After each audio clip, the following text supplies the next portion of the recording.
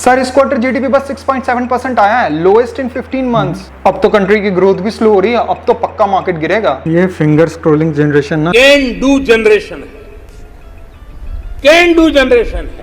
देखो GDP down होने का मेजर दो रीजन है, एग्रीकल्चर का स्लो ग्रोथ क्योंकि अनइवन मॉनसून हुआ है, एंड इलेक्शन कैसे? इलेक्शन के कारण गवर्नमेंट ने कैपिटल एक्सपेंडिचर में इन्वेस्टमेंट स्लो डाउन कर दिया था। मतलब गवर्नमेंट को खुद ही भरोसा नहीं था कि हम इलेक्शन जीतेंगे। पर फिर भी सर ये तो नेगेटिव न्यूज है ना। नेगेटिव तब होता जब ये अनएक्सपेक्टेड होता और ऊपर से गवर्नमेंट को तो फायदा भी हुआ है। फायदा? कंट्री की फिजिकल डेफिसिट लास्ट ईयर के 34% से कम होकर 17.2% पर आ गई है। गवर्नमेंट के स्पेंड ना करने से इतना इम्पैक्ट पड़ गया।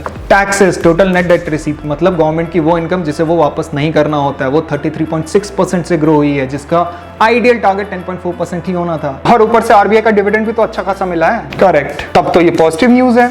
पर टैक्सेस को छोड़कर ये दोनों इनकम टेम्परेरी है। मतलब अब तो जीडीपी बढ़ेगा पर साथ में फिजिकल डेफिसिट भी बढ़ने के चांसेस होंगे। एग्जैक्टली। और सर कोर सेक्टर का जो ग्रोथ स्लो आया उसका क्या? क्रूड ऑयल और नेचुरल गैस के प्रोडक्शन को छोड़कर सारे सेक्टर्स पॉजिटिव ही हैं। मतलब इसका कोई इंपैक्ट नहीं पड़ेगा? पड़ेगा ना, रिफाइंड आउटपुट जो 6% से बढ़ी है, मतलब क्रूड की रिफाइंड प्रोडक्ट्स की तो डिमांड है ही और प्रोडक्शन कम। मतलब इसका इंपोर्ट बढ़ जाएगा तो इन शॉर्ट हमारी जीडीपी के साथ साथ इन्फ्लेशन भी ग्रो करेगा। और रेट कट्स के भी चांसेस कम होंगे। मतलब मार्केट तो भी नहीं गिरेगा पर उतनी स्पीड से बढ़ेगा भी नहीं। क्या करें, मार्केट को तो टेम्परेरी मैनिपुलेट कर सकते हैं पर इकोनॉमिक्स को नहीं ना।